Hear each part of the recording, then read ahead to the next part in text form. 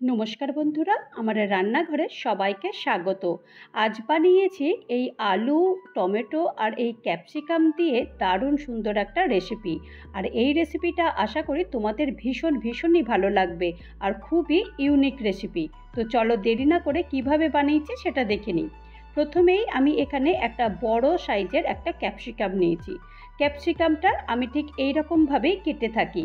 এই যে 3 মুখ আলা ক্যাপসিকাম নিয়েছি, এই 3 মুখ আলা ক্যাপসিকামটা আমি ঠিক এই রকমভাবেই কেটে নিয়েছি। এরকমভাবে কাটলে তাহলে সবটাই ক্যাপসিকাম পাওয়া যায়, খুব কম একটুখানি বাদ দিতে হয়। তো এখন ক্যাপসিকামগুলোকে এরকম লম্বা করে কেটে নেব। তবে লম্বা করে কাটলেও একটুখানি সামান্য একটু মোটা মতো একটু কেটে নেব। তো ক্যাপসিকামটা এরকম মোটাভাবে একটু কেটে নিয়েছি। আর এখানে আমি 3টে আলু নিয়েছি, 3টে মিডিয়াম সাইজের আলু এরকম মাঝখান থেকে দুটো করে নিয়েছি। তো দুটো করে নিয়েছি। আর এই আলুগুলোকেও এরকমভাবে লম্বা করে কেটে নিয়েছি যাতে এক সাইজের হয়। আর এখানে একটা পেঁয়াজের দুটো 4টে পাপড়ি এরকম কেটে নিয়েছি। আর যেরকম ক্যাপসিকাম আর আলু কাটলাম ঠিক সেরকমভাবেই কেটে নিয়েছি। আর এখন গ্যাসে কড়াই বসিয়ে দিয়েছি। 1 চামচ জিরে আর 2টো এলাচ আর একটা দারচিনি আমি এটা ড্রাই রোস্ট করে নেব। একটু হালকা ভেজে নেব। ভেজে নেওয়ার পর তারপরে আমি এটা পাউডার বা মশলা বানিয়ে নেব। এই মশলাটা দিয়ে এই রান্নাটা করলে এত সুন্দর খেতে হয় যে না খায়নি বা যে অনেকেই ক্যাপসিকাম পছন্দ করে না তারাও কিন্তু অনায়াসে খাবে। তো এখন এটা হালকা হালকা ভেজে নিচ্ছি। আর এই যে দারচিনি দিয়েছি, দারচিনির এত সুন্দর একটা গন্ধ বেরোচ্ছে যে তোমরা যখন বানাবে তখন বুঝতে পারবে কত সুন্দর একটা গন্ধ। তো এটা তো ভাজা হয়ে গেছে আর এটাকে আমি গুঁড়ো করে রেখে দিয়েছি।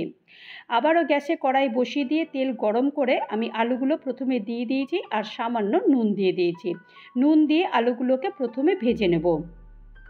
আলুটা একটু বেশি সময় নিয়ে ভাজতে হবে, কারণ আলু যেহেতু একটু মোটা সেহেতু একটু ভাজতে টাইম নেবে।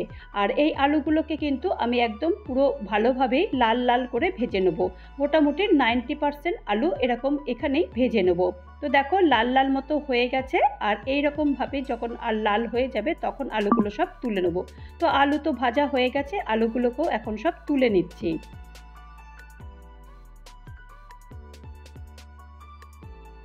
ওই তেলেতেই আমি ক্যাপসিকামগুলো দিয়ে দেবো। ক্যাপসিকামগুলো দিয়েও আর সামান্য একটু নুন দিয়ে দিয়েছি। নুন দিয়ে দেওয়ার পর ক্যাপসিকামগুলোকে এই 2 থেকে 3 মিনিট ভেজে নেব। ক্যাপসিকামগুলোকে একদম আলুর মতো লাল লাল করব না, সামান্য একটু 2 থেকে 3 মিনিট ভাজবো। 2 থেকে 3 মিনিট ভাজার পরে এরপরে যে আমি পেঁয়াজগুলো কেটেছিলাম সেই পেঁয়াজের পাপড়িগুলো দিয়ে দেবো। পাপড়িগুলোর সঙ্গে একসঙ্গে ক্যাপসিকামগুলো ভেজে নেব। এই পাপড়ি আর ক্যাপসিকাম বেশি ভাজবো না, হালকা হালকা করে একটু ভেজে নেব। ভেজে নিলেই এটা হয়ে যাবে। তো এর থেকে বেশি ভাজবো না, মোটামুটি এই 2 থেকে 3 মিনিট একটুখানি নেড়ে চেড়ে দিয়েছি।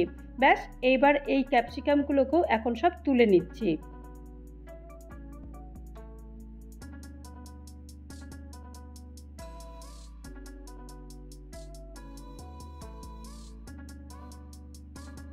সব ক্যাপসিকাম পেঁয়াজ সব তুলে নিয়েছি। ওই তেলেই আমি এখন কিছু ফোড়ন দেবো।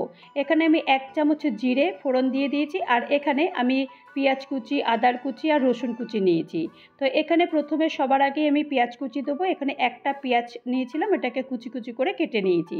প্রথমে পেঁয়াজটা একটু হালকা মতো ভেজে নেবো। যতক্ষণ পর্যন্ত পেঁয়াজ থেকে একটু জলটা বের হয় ততক্ষণ পর্যন্ত হালকা হালকা করে ভেজে নেবো। পেঁয়াজটা হালকা ভেজে নেওয়ার পর তারপরে এখানে আদার কুচিটা দেবো। আদাটা আমি 1 ইঞ্চি মতো আদা নিয়েছিলাম, এটাকে কুচি কুচি করে কেটেছি। আর 4টে রসুন নিয়েছি, রসুনটাকেও আমি কুচি কুচি করে কেটে নিয়েছি। এখন আদা, রসুন আর পেঁয়াজ যতক্ষণ পর্যন্ত না যে কাঁচা একটা গন্ধ থাকে সেই গন্ধটা যতক্ষণ পর্যন্ত না যায় ততক্ষণ পর্যন্ত হালকা ভেজে নেব। আর এরই ফাঁকে পেঁয়াজটাও একটু লাল লাল হয়ে যাবে, ততক্ষণ পর্যন্ত এটা একটু ভেজে নেব। দেখো পেঁয়াজটা কিন্তু বেশ লাল লাল মতো হয়ে গেছে। আর এখন আমি এখানে একটা টমেটো বাটা দিয়ে দিয়েছি। আগে থেকেই টমেটোটাকে বেটে রেখে দিয়েছিলাম। আর স্বাদ মতো আমি নুন দিয়ে দিয়েছি। আর 1/2 চামচ হলুদের গুঁড়ো দিয়ে দিয়েছি। 1 চামচ কাশ্মীরি লাল লঙ্কার গুঁড়ো দিয়েছি। আর 1/2 চামচ লাল লঙ্কার গুঁড়ো দিয়েছি।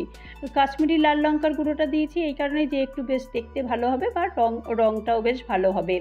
আর এখানে আমি লঙ্কার গুঁড়োটা দিয়েছি। তোমরা চাইলে এখানে কাঁচা লঙ্কার কুচিটাও দিতে পারো। কাঁচা লঙ্কার কুচি দিলেও আরও সুন্দর টেস্ট হয়। ঝালটা সবার মতন করে খাবে, যে যেরকম ঝাল খাবে সে সেরকমভাবে ঝালটা দেবে। তো এখন এর মধ্যেই আমি ক্যাপসিকাম আর আলু পেঁয়াজ ভাজা যেগুলো ভেজে রেখেছিলাম সেইগুলো অলরেডি দিয়ে দিয়েছি। দিয়ে দেওয়ার পর ভালো করে এরকম নেড়ে চেড়ে দিচ্ছি। এটাকে ভালো করে এরকম নাড়তে নাড়তে এই রান্নাটা তৈরি হয়ে যাবে। তো খুবই তাড়াতাড়ি রান্নাটা হয়ে যায়। আর এই রান্নাটা হয়ে গেলে যে কোনো আমরা যদি কোথাও বেড়াতে যাই বা হাজব্যান্ডের অফিসে লাঞ্চেও দিয়ে যেতে পারে। এটা মানে ভীষণই ভালো, দূরে কোথাও যাওয়ার পক্ষে এই রান্নাটা ভীষণই ভালো হয়। তো দেখো এটা নাড়তে নাড়তে মোটামুটি প্রায় হয়ে গেছে। আর শেষের দিকে আমি হাফ চামচ মতো চিনি দিয়েছি। চিনিটা দিলে আমার যেন মনে হলো যে টেস্টটা একদম পারফেক্ট হবে। তবে যারা একদমই চিনি পছন্দ করো না তারা একদম দিও না, চিনিটা না দিলেও যারা যেরকম পছন্দ করে তারা সেরকমভাবে এটা ইউজ করবে। তো চিনিটা দিয়েও ভালো করে এরকম একবার নেড়ে চেড়ে দিয়েছি। আর ওপর থেকে যে মশলাটা তৈরি করেছিলাম সেই মশলাটাও ওপর থেকে দিয়ে দিয়েছি। এই মশলাটাই মেন, মশলাটা না দিলে না এই সবজিটার একদম মানে স্বাদটাই একদম আসবে না। এই যে দারচিনি দিয়েছি, দারচিনির একটা দারুণ সুন্দর একটা গন্ধ বেরোয় এই সবজিটা যখন তোমরা খাবে বা বানাবে। ওপর থেকে ধনেপাতার কুচি ছড়িয়ে দিয়েছি, ব্যাস আর কিচ্ছু না। কতটা তাড়াতাড়ি মানে 5-10 মিনিটের মধ্যে এই রান্নাটা হয়ে গেল। আর এই রান্নাটা রুটি, লুচি, পরোটার সঙ্গে ভীষণ ভালো লাগবে। আর এটাও আমরা যদি কোথাও বাইরে বেড়াতে যাই তো তার সঙ্গে এই সবজিটা নিয়ে গেলে কিন্তু মোটামুটি অনেকক্ষণ পর্যন্ত এটা ভালোও থাকবে। তো চলো এটা ঠান্ডা করি, ঠান্ডা করার পর তারপর এটা সার্ভ করে দেখাই যে কেমন হয়েছে। তো তৈরি হয়ে গেল আমার আলু ক্যাপসিকাম পেঁয়াজের সবজি। এই সবজির রেসিপিটা যদি তোমাদের কারোর ভালো লাগে তাহলে অবশ্যই একটা লাইক করো, কমেন্ট করো, পারলে আমার চ্যানেলটা সাবস্ক্রাইব করে আমার পাশে থেকো। আর যারা নতুন বন্ধু হয়ে আমার চ্যানেলে ভিজিট করেছো তাদেরকে অজস্র ধন্যবাদ। আর যারা এখনও পর্যন্ত আমার চ্যানেলটা সাবস্ক্রাইব করোনি তাদেরকে অনুরোধ করব চ্যানেলটা সাবস্ক্রাইব করতে। আবারও নতুন কোনো একটা ভিডিও নিয়ে তোমাদের কাছে চলে আসবো। ততক্ষণের জন্য তোমরা সবাই ভালো থেকো, সুস্থ থেকো আর আমার চ্যানেলের সাথে থেকো। নমস্কার।